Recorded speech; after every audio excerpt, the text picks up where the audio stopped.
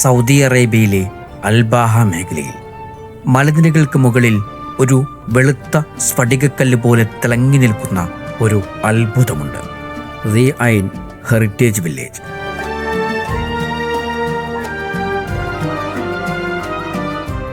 ദൂരെ നിന്ന് നോക്കിയാൽ കല്ലിൽ കൊത്തിയെടുത്ത ഒരു വലിയ കോട്ടയായി തോന്നുന്ന ഈ പ്രദേശം ഒരു കാലത്ത് യുദ്ധങ്ങളുടെയും അതിജീവനത്തിൻ്റെയും സമൃദ്ധിയുടെയും കഥ പറഞ്ഞ മണ്ണാണ്.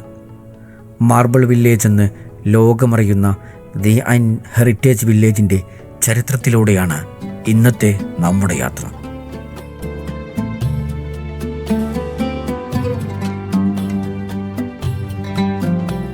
പതിനാറാം നൂറ്റാണ്ടിൻ്റെ അവസാനത്തോടെയാണ് ഈ ചരിത്രപ്രസിദ്ധമായ ഗ്രാമം സ്ഥാപിതമാക്കുന്നത്. ദി ഐൻ എന്ന പേരിനർത്ഥം നീരുറവയുടെ ഉടമ എന്നാണ്. ഇതിന് പിന്നിലൊരു ജനപ്രിയ കഥയുണ്ട്. പണ്ട് ഇവിടെയെത്തിയ ഒരു യാത്രികൻ്റെ ഊന്നുവടി അബദ്ധത്തിൽ മലയിടുക്കിലെവിടെയോ നഷ്ടപ്പെട്ടു പോയി. ആ വടി തിരഞ്ഞ് ഭൂഗർഭ ജലപാതയിലൂടെ നടന്ന അയാൾ ഒടുവിൽ എത്തിയത് ഈ മലമുകളിലാണ്. അവിടെ വെച്ച് വടി തിരിച്ചെടുക്കാനായി മണ്ണ് തുറന്നപ്പോൾ രൂപപ്പെട്ടതാണ് ഇവിടത്തെ വറ്റാത്ത പ്രകൃതിദത്ത നീരുറവ എന്നാണ് നാട്ടുകാർക്കിടയിലെ ഐതിഹ്യം. ഈ ജലസമൃദ്ധിയാണ് തലമുറകളോളം ഈ ഗ്രാമത്തെ നിലനിർത്തിയത്. ഇവിടത്തെ നിർമ്മാണ വൈദഗ്ധ്യം ആരെയും അത്ഭുതപ്പെടുത്തുന്നതാണ്. കറുത്ത അഗ്നിപർവ്വതശിലകളും ഗ്രാനൈറ്റും ഉപയോഗിച്ച് നിർമ്മിച്ച 49 ബഹുനില വീടുകളാണ് ഇവിടെയുള്ളത്. വെളുത്ത ക്വാർട്സ് മാർബിൾ കുന്നുകൾക്ക് മുകളിലാണ് ഈ ഇരുണ്ട വീടുകൾ സ്ഥിതി ചെയ്യുന്നത്. അതുകൊണ്ട് തന്നെയാണ് ഇതിന് മാർബിൾ വില്ലേജ് എന്ന പേര് വന്നതും.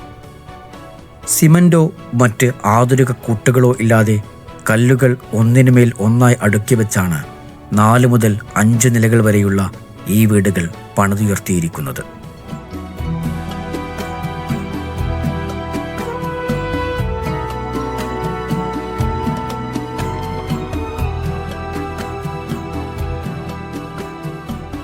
ആധുനിക സൗദി അറേബ്യയുടെ രൂപീകരണത്തിന് മുൻപ് ഗോത്രവർഗ യുദ്ധങ്ങൾ പതിവായിരുന്ന ഒരു കാലമുണ്ടായിരുന്നു. ശത്രുക്കളുടെ ആക്രമണത്തിൽ നിന്ന് രക്ഷ നേടാൻ ഗ്രാമത്തിന് മുകളിലായി കെസ്ബകൾ എന്നറിയപ്പെടുന്ന വലിയ കാവൽ ഗോപുരങ്ങൾ അവർ നിർമ്മിച്ചു.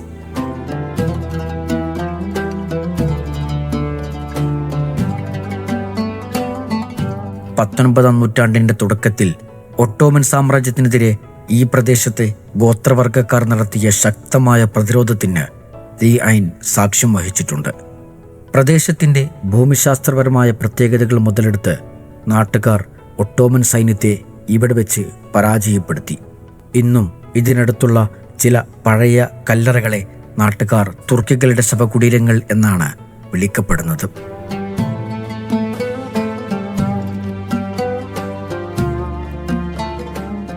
അറേബ്യൻ മരുഭൂമികൾക്കിടയിലും ദി ഐൻ എപ്പോഴും പച്ചപ്പണിഞ്ഞു നിന്നു. വർഷം മുഴുവൻ ഒഴുകുന്ന അരുവികൾ ഇവിടുത്തെ കൃഷിയെ സമ്പന്നമാക്കി. മലഞ്ചെരിവുകളിലെ തട്ടുതട്ടായുള്ള കൃഷിഭൂമിയിൽ മധുരമുള്ള ചെറിയ വാഴപ്പഴങ്ങളും നാരങ്ങകളും വിളഞ്ഞു. കൂടാതെ പരമ്പരാഗത സുഗന്ധദ്രവ്യങ്ങൾ ഉണ്ടാക്കാൻ ഉപയോഗിക്കുന്ന കാതിപ്പൂക്കളും തുളസിച്ചെടിയും ഇവിടെ ധാരാളമായി വളർന്നു. സുഗന്ധപൂരിതമായ ഒരു താഴ്വരയായിരുന്നു ഒരു കാലത്ത് ദി ഐൻ.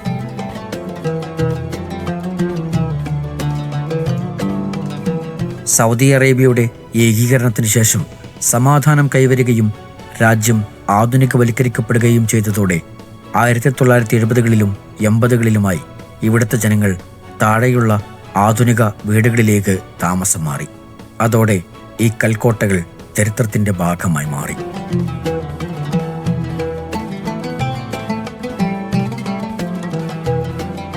എന്നാൽ ഇന്ന് സൗദി ഹെറിറ്റേജ് കമ്മീഷൻ കോടിക്കണക്കിന് റിയാൽ ചിലവഴിച്ച് ഈ ഗ്രാമത്തെ വീണ്ടെടുത്തിരിക്കുകയാണ്. ഇവിടുത്തെ പഴയ പള്ളിയും വഴികളും വീടുകളും തനിമ ചോരാതെ അതിനെ പുനരുദ്ധീകരിച്ചു. വിനോദസഞ്ചാരികൾക്കായി വലിയൊരു വിസിറ്റർ സെൻ്ററും മ്യൂസിയവും ഇവിടെ ഒരുക്കിയിട്ടുണ്ട്.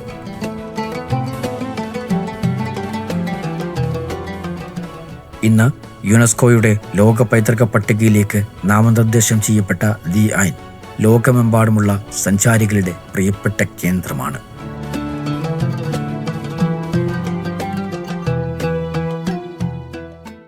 കാലം മാറിയിട്ടും മനുഷ്യരൊഴിഞ്ഞിട്ടും ദി ഐനിലെ ആ പഴയ നീരുറവ ഇന്നും വറ്റാതെ ഒഴുകിക്കൊണ്ടിരിക്കുന്നു.